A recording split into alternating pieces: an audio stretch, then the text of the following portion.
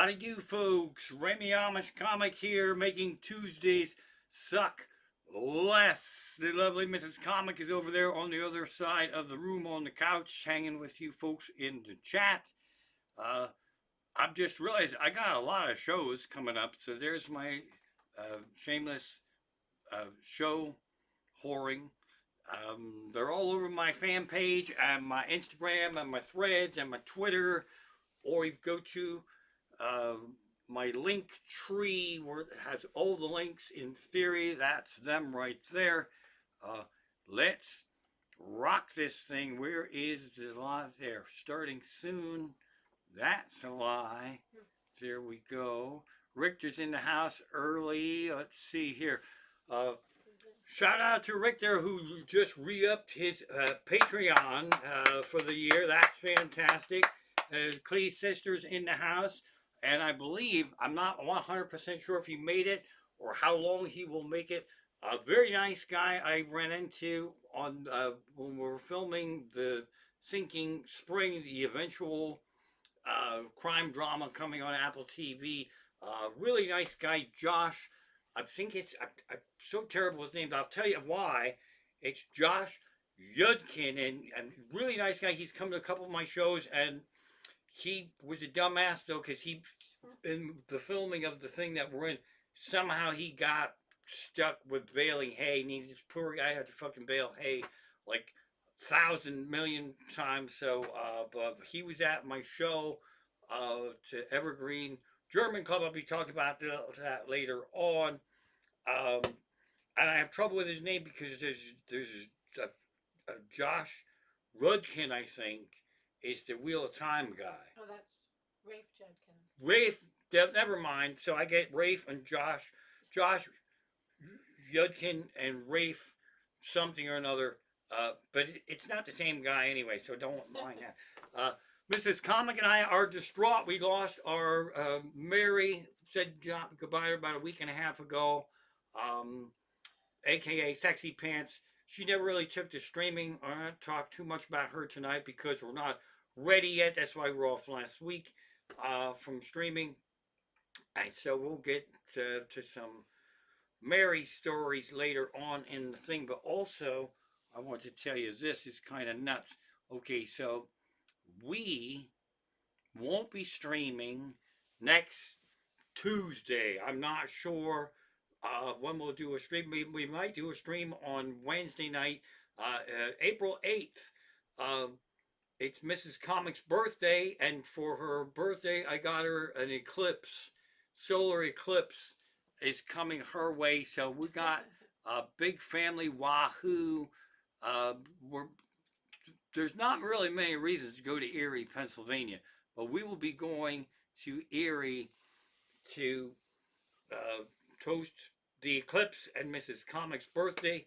And so it's fun for me because I think it's like 2 or 3 in the afternoon, so I don't have to get up early. And I'm not exactly sure what's supposed to happen in the eclipse, except that everybody's doing horse things. Sun Chips is doing some kind of eclipse chip. I don't really know what flavor eclipse is, so I'm a little confused there, and I don't know if they will change color and shit when the actual eclipse happens. I don't foresee ordering any of the eclipse sun chips, but that's coming up. We're looking forward to that. And the next one won't be for 20 years. It'll be in Montana, and I'll be 85, and even if I'm in good enough shape to go to Montana when I'm 85, I'm not gonna fucking want to go to Montana. I will pick some other funner place to go to. So if you get a chance to see the eclipse, I don't know what you're supposed to do. Not, I guess you're supposed to see them, but don't look at them. I don't know if you ever put like a shoebox and cellophane through. So I don't know if this is that, but don't just stare at the eclipse because I told you to, and then say I got blinded because the dumbass Amish guy told me to look at the eclipse. So that's what's going on here. We are. Let me tell you about my shows before we start talking about our crazy cat Caesar. March is really a great month for me in comedy throughout history, but this one was fucked me in a bucket of goo. It was really bad, horrible. So I threw a bunch of fly by the seat of my zipperless pants shows together for the middle of March. One was at a bar in Gap, that's a little just a stone's throw out of Lancaster, and then Fleetwood the next night to Evergreen German Club. They were absolutely incredible help because I lugged sound system in, and my buddy from the Apple show, Josh, was there, and his wife or girlfriend. I don't really know because I don't pay attention when people tell me shit. Terrible friend. So what happened was they hosted my show at the last minute, Evergreen German Club, and I had to bring the sound system, which I hate doing because I'm a lazy ass. But they helped me lug it in, and it's the only way I could do the show. Now it's a really good sound system, but I hadn't actually plugged it in since before the pandemic. The microphone kept cutting out. It kept cutting out. It kept cutting out. It kept cutting out. It kept cutting out. And I was actually trying to do shit live on stage. I swapped cords out. I swapped microphone cords out. I bypassed powered speakers to go through a little preamp, and everything would work fine.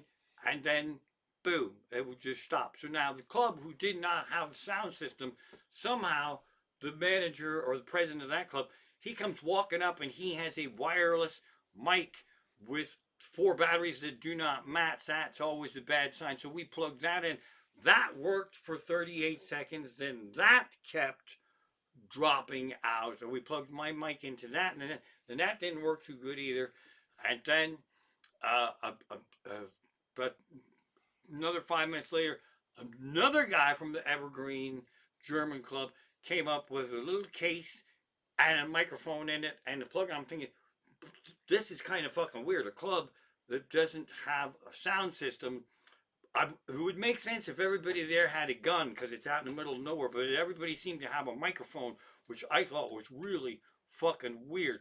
So the show lasted like 2 hours long. Richter, you'd have loved it because shit was going wrong and we had to get the thing plugged in.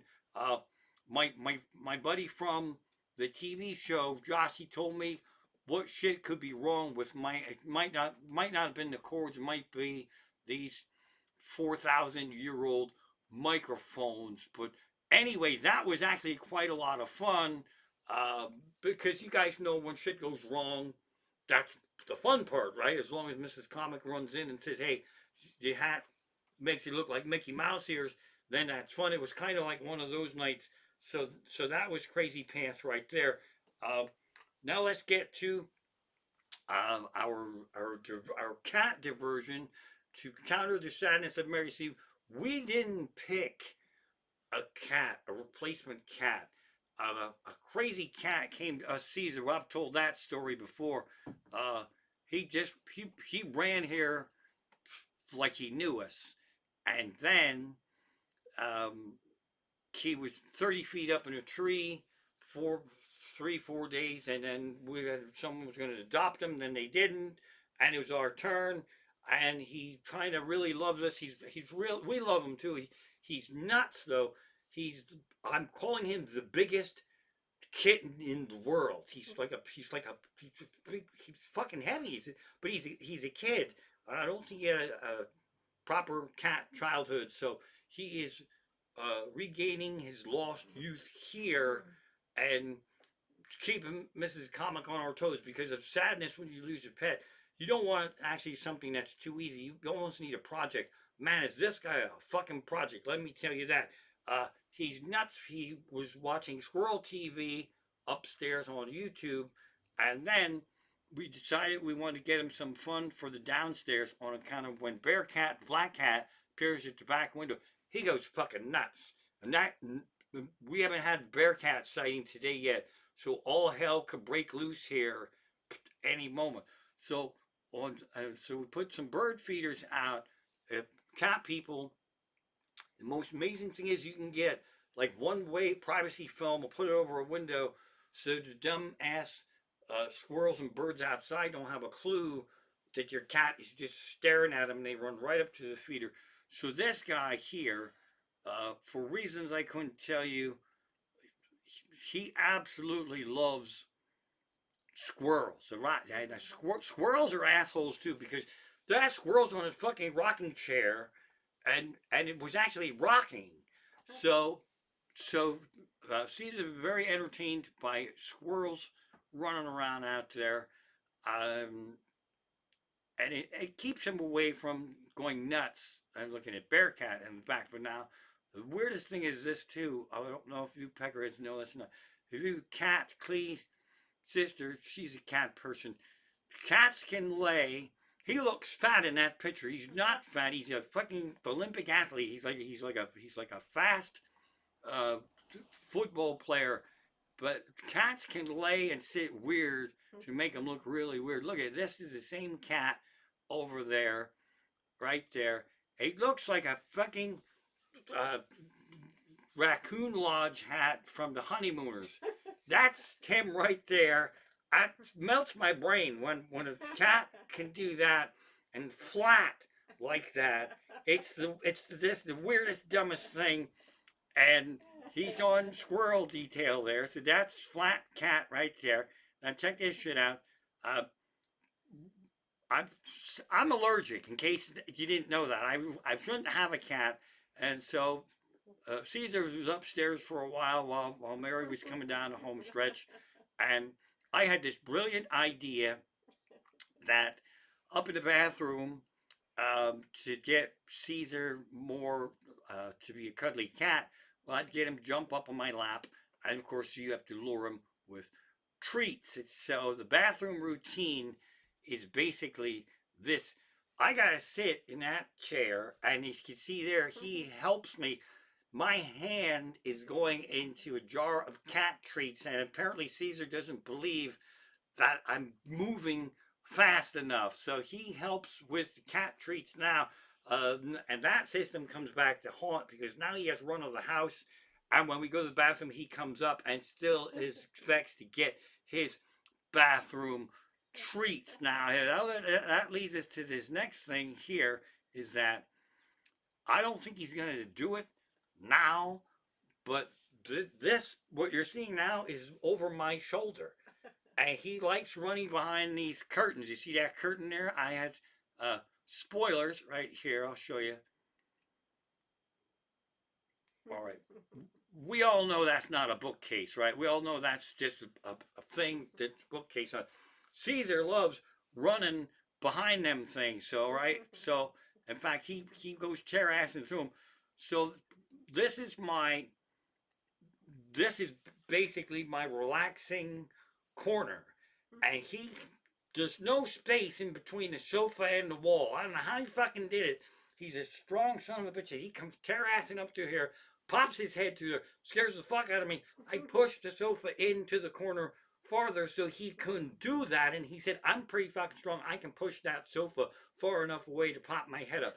So now, I'm on pins and needles. He could come flying through at any moment, or he could find Bearcat at the back window and all hell could break loose. And another thing that he does that's kind of really amazing, I don't have sound on this because I didn't sync it up. So, not all cats do this. Caesar does bird calls. Caesar will see birds out the window and do bird calls. And apparently it works. I don't know. And so, if you have a cat that does bird calls, that is absolutely badass. So when we first heard him, it's kind of really entertaining, and his face gets all. I don't really know. The other thing is he talks to us a lot. Mostly lets us know where we failed in the day, and he has. It's kind of weird. I had an amazing voice. I'm bragging about myself. Our fantastic cocktail Sparky, big following her, was painful to lose her, but I accidentally put a great voice to Sparky. So Sparky used to talk like this and call me a dickhead and keep me level and say, "Watch out! Don't just drink bourbon because Richter says drink bourbon because you get all fucking liquored up. You won't be able to. So that was Sparky's voice.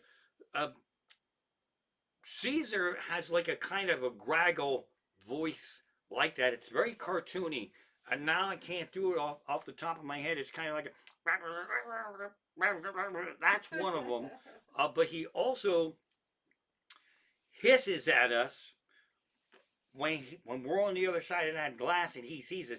He hisses and goes fucking nuts. So uh, we're on our toes here. We're on constant guard for something to have gone wrong or something's happening right now and all hell breaks loose. And it doesn't just end there. This cat is fucking nuts. For one thing, he's really nuts. Um, Mrs. Comic and I enjoy watching some shows over and over. One a Ted Lasso kick. That's a great show. I never wanted to watch a show about soccer or football as they call it. It's really masterfully written. It gets a little bit weighty and it goes down, but then it cooks out. It's fantastic. So even on the rewatch, okay. So where's my remote control over here? So if we're doing a rewatch, and I have to go upstairs to the bathroom, Smart Money says Caesar will come along and escort me to the bathroom buddy. Then I got to sit on a stool and hand feed it treats, and then we come back down.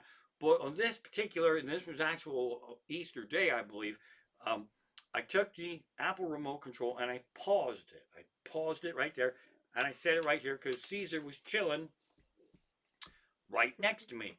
I know I paused it. I don't always pause it, but if I do forget, I realized I'd forgotten and I wind it back. I was aware of pausing this show. And I went up to the bathroom by myself. I came back down, and the show was playing without me. Mrs. Comics on the other side of the room. I know she didn't get up and walk over here and say, "Fuck that pause. I'm gonna hit the fucking play button here." That's not how we roll. But it was playing, and I sat down and I said, "I was 90% sure that I paused this thing." And it's playing when I have returned. And Mrs. Comic said, "Well, Caesar got up from here and walked over and went over to smell your bourbon and also pushed play on the remote control." So Caesar knows how to push play and unpause something that we're watching. So that's a whole nother fun thing now.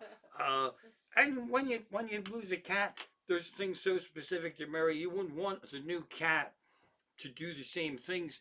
And they have similar qualities. We have a grandson, Hank. That's an amazing cat. There's different qualities this way and that. None of the crazy cats I've ever known pushed play on a film that was paused. So, round of applause for Caesar, the play pushing cat, who decided we were going to watch this thing. So there was that. There's probably lots more Caesar stories cropping up here, but we've got that going on. Again, Ted Lasso. If you haven't seen it, it's really tightly written comedy. There's a lot of callbacks. There's musical theater references, and then you miss a lot of shit, and you catch it on the rebound right there. So that's kind of fun stuff. Mrs. Comic and I are silly and immature, and we're still playing Pokemon Go. And I think it was actual Easter weekend. The evasive, elusive, rare, whatever it is, Mewtwo was around town, and you gotta. Some you can do a lazy ass like me, and you can just join the thing remotely and just click on the thing and do. But some you actually have to go to. This Mewtwo is so vicious, violent, and fierce. They suggested 8 or 9 of your friends as trainers to help murder this thing.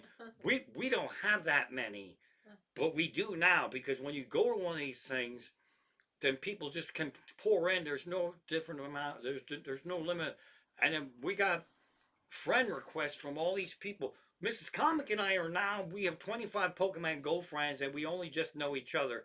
And we have another one. We made an account for Mary on the other phone, so our cat actually plays with us too. Mary plays. Just it works out the way. So now it was us, and then we know two or three other people but now there's like fucking 25 people, and if you know anything about me, I make up names for people because I'm a dumbass. I do it when I watch shows, and we ran there. Away, well, we drove there because I am a lazy ass. But we could actually see people running to the gym location, or like a tavern or a library or the diner, wherever it was, because it's all timed. And then you could see people actually running there and joining the thing. So one of the guys, but we don't know, but he was sitting by where we thought he would join the gym, the raid battle. I called him bench pooper. I don't know why. I feel bad. He was sitting on a bench. I have no reason to believe he actually pooped his pants. But now that's how we refer to him. Well, Poop was in his name. Poop was in his name, right? His handle. His handle is Poop is in there. So now we are friends with some violent Pokemon Go killers. Um, and they send us imaginary gifts, and it says open gift, and you just hit it with a fucking finger. It's really stupid to say that you're opening a gift, but so now we have at least 20 friends that we don't even know who they are, cartoon They don't friends. know who we are. And they don't know who we are. That's right. So we got that going on. Now we got here, let's see here. Oh, I usually don't do sports movies, but there was another film we saw that we really enjoyed, and I think it is Grand Turissimo Tour. It's based on a real story. I love when things are based on a real story. It's actually about a gamer who had a Daytona 500 simulation game that he was really good at, and apparently they had a contest for the best one of those people to actually get in a fucking real car at a raceway and do it. And everybody thought he was nuts because he's a gamer, and his family didn't even really rally behind him. And the promotion people uh, were like, well, this is kind of a stupid idea, but we kind of like it. That's really an entertaining watch based on a true story. Um, and spoilers, he makes it from the gaming simulator into the actual race car because if he didn't, it'd be a fucking stupid movie. So check that out if you want something that is a sports movie related thing. Then we got Easter here. Caesar hit the play button. We got all that shit going on. Um, I have to. Poor Mrs. Comic. Uh, I have to deal with a lot of weird show business shit when it happens. I can't say that I have an office when the email comes in and something's fucking weird happens. So Easter morning, I got a follow up email about a show that's coming up very soon for me, and they said they weren't doing that good on ticket sales. Some of the shit I know exactly what tickets cost, how to get them, and a lot of it I just let people run it. So I said, well, don't panic. We got 2 weeks to go. Send me everything you can about what a ticket costs, what they get for this thing, how to get tickets, and suggested price that I give is like $20. I mostly do a split. They get 10, I get 10. Wahoo! It's fine for everyone. I had to change how my contract is written because of this. It's happened a couple times before, but this contract was written back in December before I was smart enough to change it. So when I found out they weren't doing well on tickets, and they sent me the ticket, apparently they took the $20 ticket for the comedy show and they added a dinner buffet for an extra $30. So we went from a $20 ticket to see me and a fucking Moose Lodge to a $50 ticket with a buffet. And I said, I kind of sort of think I know why tickets aren't selling. I don't know when the fuck any of you fine people spent $50 to see a show and a buffet in not a theater, in a Moose Lodge or at a fire hall. So I went fucking nuts. So now I have to put stupid shit in my contract like we suggest $20 tickets, but also you can't just fucking add on a $30 charge for a buffet. Plus, I bust that guy's balls a teeny little bit. I'm there, you know, Shady Maple buffet. This Guinness Book of World Records. They're fucking phenomenal. And that's $25, and they have steak night, and they have fucking fish night, and lobster night, and fuck you and a bucket of goo night, and that's $25. Fucking 300 items on the buffet. They didn't even say what was on the buffet, so I had to get them to separate the food buffet ticket from the comedy ticket. So now you can actually come and see me for a normal price $20 ticket, April 13th at the Shamokin Moose Lodge. Possibly there will be a reduced price offer on a buffet up there because I believe I convinced them that they do not, in fact, have a $30 buffet. Even at Shady Maple, the chef's right there hacking off pieces of meat and throwing them on the plate. I'm fucking vegetarian. I don't give a shit. But if you're going to do 25, $30 for a buffet and you don't tell me what it is, there better be like the what's the which chef is that sang in music goes, I don't know. Yeah, you better have like the Iron Chef there or someone to hack out things. So I hate that. The idea of me doing a show like that too is I want the place to make money. I want them to sell liquor. I want them to sell food. But now I have to make sure they don't just add shit on. And this happened to me quite a few years ago. I sold out a show in a teeny little social club around King of Prussia, and then they redid it, and fucking nothing. And so I got them. I don't understand. We had fun. I don't understand why you didn't sell any tickets. Turned out they were doing like a $60 ticket that came with a piece of pie and a beer. I didn't fucking know this to the end, and I went fucking nuts. I'm there. You can't just add shit onto this ticket and then bump up the price. If you're going to do that, you might as well fucking go nuts. You might as well say, you get 2 beers, dessert. Raymond will mow your lawn once you get to borrow his car for one day, go to the movies with him, and the ticket will be $150. And the guys are, do you think that would work? No! I'm mocking you, you stupid fuck! You can't add shit like that, for fuck's sake. So now I have to put that rudely into my contract. Like, I feel dumb too. It's like, you're accusing people of being stupid. You can't just say it's $75 and you get a free dog with it. But that's the kind of shit that I'm up against here. So there's that. And Josh Yudkin, my TV co-star, if you're still there, this is as good as it gets. This is what we do. This is what we do. I piss and moan and complain about shit. Richter's in there encouraging me to drink more so the show lasts longer. That's what we do right there. And the eclipse, too. Back to the eclipse. I don't know much about them except it reminded me of a really stupid joke that I used to do.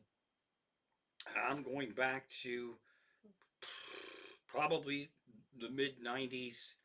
I used to do a stupid joke where our grown up daughter, who works at a medical marijuana dispensary, making her hippie parents proud, really a brilliant student. Must be Mrs. Comics genes. Our children are really fucking smart, right across the board. And so she used to just get the best grades. I did a joke on my show where I got called in for a parent teacher conference, not because of the kid, but because I'm a dumbass.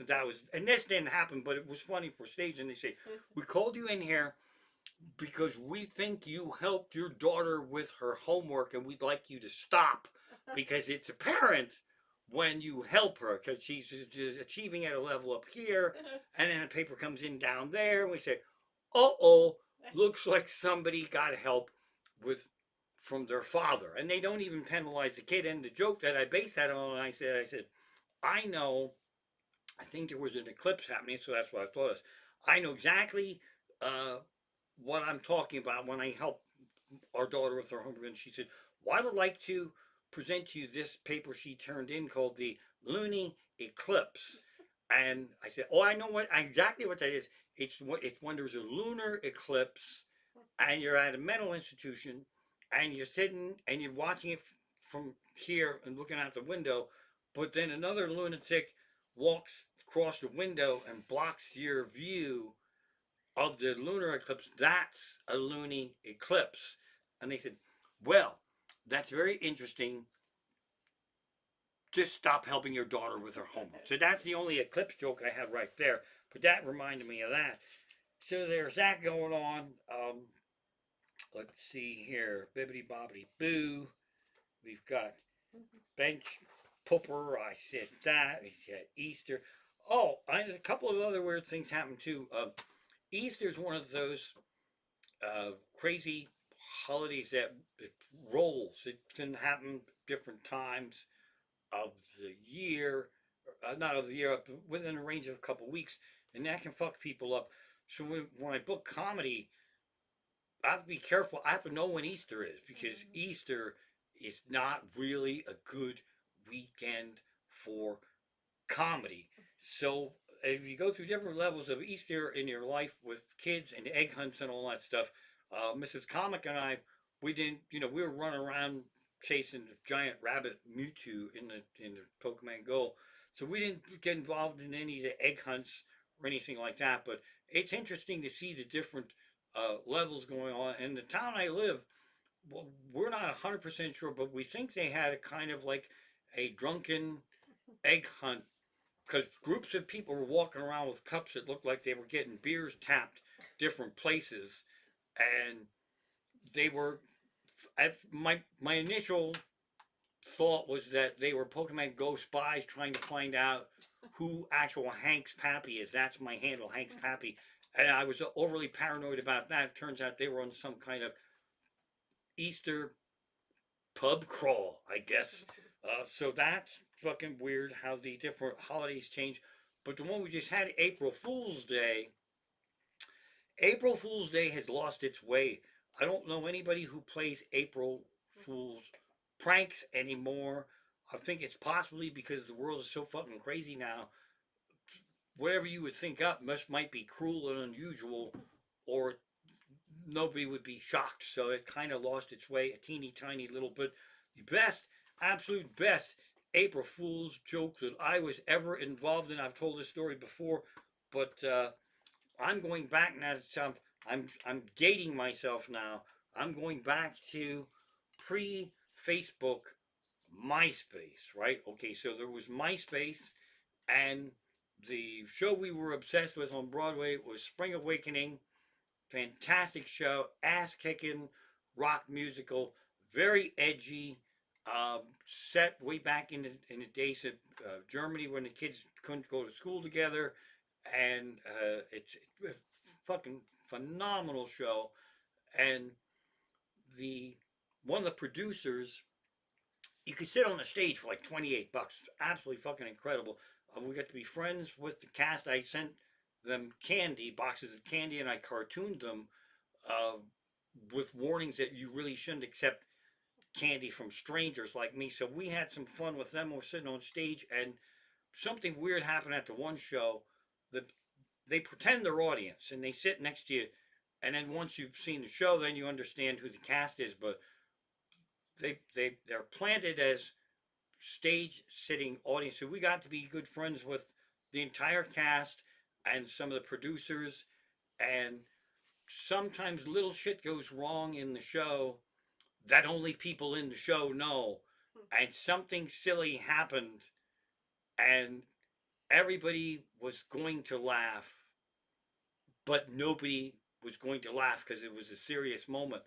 And one of the guys looked over at me because he had a stage seat from across the ways, and I just had the biggest smile. And then he cracked up laughing, and afterwards he blamed me for making him laugh because once he went, they all went. The whole fucking cast went. Bing, bing, bing, bing, bing, bing, bing, bing, bing. They all fucking laughed. They all did it. And so I got blamed for that, and there was retribution later on because that very same guy flipped. I was in a different stage seat, and he was right next to me, and the show was getting ready to start. And he used to play football, Skyler, a big, he sing like a motherfucker, but he was a big son of a bitch. And he, 1 second before the heart melting, sad start of the show happens, he took his fist, and he punched me really fucking hard in this leg. And he said, "That's for making us laugh." Pow! Last time you were here. And I'm like, trying not to fucking scream and shit. So the candy, we became famous for sending candy up to the cast. When we'd go, there's an amazing penny candy store 45 minutes from here, 61 north of Reading, and the cast started actually requesting things like licorice pipes and different things, and I cartoon these things, and I send the boxes up there, and one of the performers, John Gallagher Jr., uh, brilliant performer.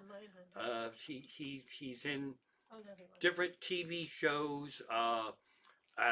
He was just in a sea shanty musical. Really, really nice guy. But the big song is of the show is called "Totally Fucked," and they all go nuts and they just fucking jamming away, and he doesn't get to be in that song. And when I was talking to him once, I'm there, brilliant. But it's got to sting a teeny tiny little bit that your character's dead during Totally Fucked, and you don't get to sing the Totally Fucked song. And he said, it's horrible, and you changed my life because when they're up all there singing Totally Fucked, I get to go through your box of candy first and get all the really good stuff out of there for me. So you could get these seats for $28. Of I took our daughter a lot, and Mrs. Comic came to a few, but we were silly and immature. $28 tickets. Then they decided to limit how many stage seats you could have. Cause I had money in those days. I could get $28 a pop. That's like $60 for two Broadway show tickets. I'd get them in like lots of like 3 or 4. I'd plan a week out. We can go here, bing bang. We'll go a month later, and we'll go there, and we'll take candy for the kids. They did a SmackDown, and they took a whole bunch of my tickets away, and the fucking scalpers would wind up with them. So the me and this guy on MySpace, one of the producer guys, they did me a favor. I got off the railroad tracks here. I was talking about an April Fool's Day joke. So the what's the religious show? Something Boys. What is it? Broadway people. The religious singing. Well, I'll be a son of a bitch now. I gotta find this thing. What it is called? Because that wrecks the joke. Let's see here. Broadway.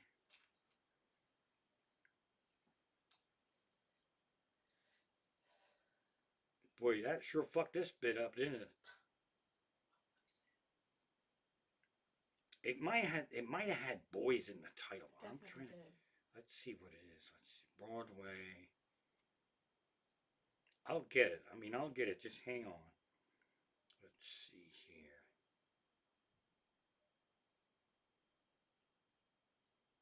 I'll be a son of a bitch.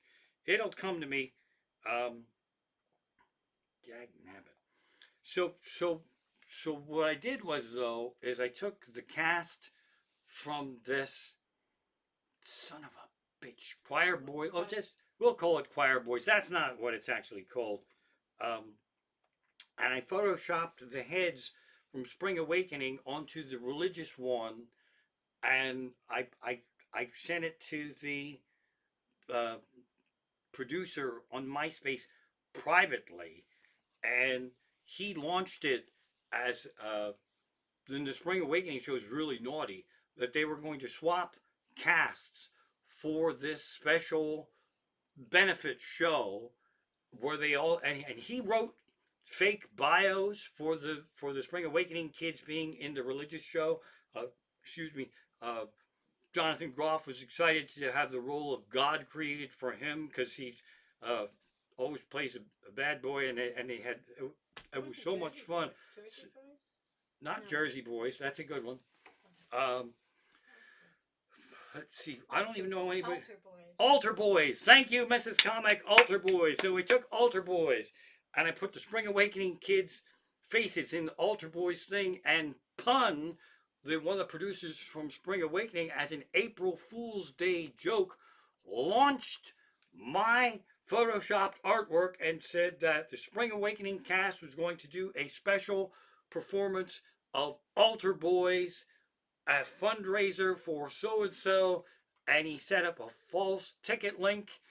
And the next day, he sent me a thing that said, "Oh, Amish, if we would have actually done this thing, we could have sold this show out 10 fucking times over. I put this link up and it had like 20,000 hits in the first hour to buy tickets. So that's the greatest idea that I ever had that nobody ever did. So that was a lot of good fun there. And I don't even know that was me talking about April Fools. Mhm. See how my brain works. I got way off the fucking railroad tracks. Um, so those were the good old days when you could do April Fool's Day pranks. But now again, I'm back to talking about Spring Awakening. Um, I've said these stories before, but then they're in my brain now. So when we see a musical and it's people that we haven't seen in anything else, there's no issue. But when they start bringing stars in and stuff, and you see them in movies and different things, then it gets to be like a little fucking weird because you didn't. Oh my god, I didn't know that person could sing. So we got to be friends with some of those people. Now, the the they had one adult man play all the adult male roles in the show, and they'd have one adult woman play all the adult woman roles in the show. And one of the people who rolled over, who he wasn't original cast, but he was one of the replacement guys, he was a serial killer in True Detective. He's the fucking nut. So, but that hadn't happened yet. So we just knew him from the musical. And so I had become famous for bribing the cast with candy. And this guy is also big, Huge. big, huge son of a bitch, Glenn. Something his name is. He's in a lot of stuff. He's in movies. He's in Broadway, and when he's near you, and the adult roles in the show are all very serious and scary, he commands a little bit of fear even at his happiest moments. So we'd be hanging out at the stage door, and the kids would be, thanking us for the candy and all that shit. And we actually didn't really want autographs. We just wanted to talk to people because we got to be friends with them. Glenn, Glenn the Flesher. Glenn Flesher? Flesher, Glenn Flesher or Fleshler, Fleshler. Fleshler. He's in True Detective season one. Really scary motherfucker, but a nice guy. He walks right up to me at the stage door after candy had been delivered, and he said, "Hey, grown-ups like candy too." And I'm there. Okay, okay. What do you like? Taffy. Okay, I'm on it. So maybe perhaps a month went by, and at the store where they have candy, it's big. I got one of them big old fucking taffy things that's like this big and this fucking wide. I figured he hadn't seen one of those in a long time, and somehow I hid it in my coat, by the side of my coat. And when he stage doored me, because I didn't include it with the box of candy for the kids, I kept it because I knew I was going to get a bag of shit. So he came over and he was looking kind of serious at me, and I took the taffy. I actually swung it at his face, and I went, "Glenn, taffy slap!" And it's almost like it was rehearsed. His hand went right up. He grabbed it, and he went, "Thank you." And he smiled, and he went off. So uh, none of that had anything to do with April Fool's Day stuff, but there was some really fun times going on there, and It was a big Turkish toffee. it really was a really big one of them Turkish big toffee. fucking long ones. It's a Yeah. Turkish taffy. And then the bass player George, the band was on stage. He took it upon himself to start counting how many times that I went, and then he just hold up the numbers like this. And then once we got into double digits, it was like you'd have to do all that kind of shit. So that was fun stuff there. Um, and then when the strike happened, the Broadway strike happened. Um, I had lost a whole bunch of the stage tickets anyway, and then the the the show liked me. The show liked us, Mrs. Comic, and our daughter, and we knew people by name, stage door people. We knew um, Stage manager. stage managers. We knew these people. They brought us backstage, um, and so they asked if if they could do anything for me. Like, if we could do you a favor, what could we do for you? Um, since you've been so supportive of the show and the kids love you guys sending up candy and cartoon and all that shit. And I said, well, what I would like is I would like 2 stage seats for the first performance when the strike is over. They're done, no problem. So we got them, and we didn't know when that was going to happen, right? We absolutely didn't know when that was going to happen. So when the strike was over, the stage seats that we were on were a hot fucking ticket. It was all celebrities and a lot of tech people from the show, and the lighting designer won a, Tony. a Tony Award for lighting this show, and I think he had won some other Tony Awards too. But I, who the fuck knows what the lighting guy looks like? I don't know.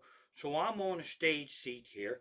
Daughter's right there, and this guy comes in blue bib overalls and sits next to me, and he has candy from my box sticking out of every fucking blue denim pocket. You know, they got pockets here and pockets there.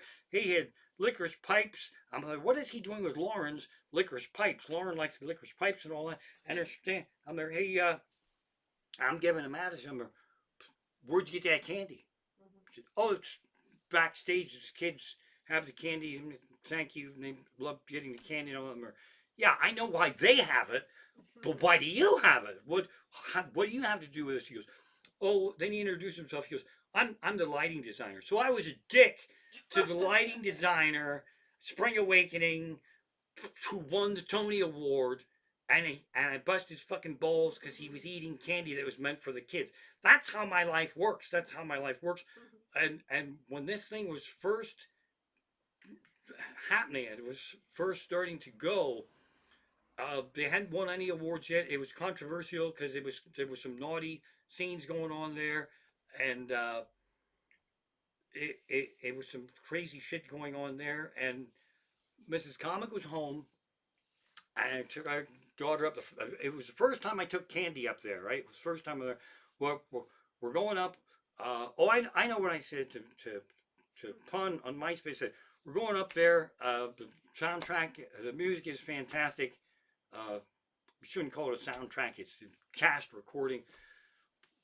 How do you talk to these kids because they're young and stuff? Well, they're kids, man. They're kids. They like to be called by their regular names, not their character names, and they love candy. So then I went off to the candy store and I fucking cartooned this, and I sent a box of candy up, timed it to arrive on the day that our daughter and I will be up there, and so we had our stage seats, and the show starts very seriously, and then it goes right, and then it goes, and then the intermission came, and then when they come marching back, Act One ends on such a serious note that your fucking heart is doing this um, for the whole thing. So then the German students come marching in, very serious, and they sit and they're waiting to be yelled at, and it's kind of just starting.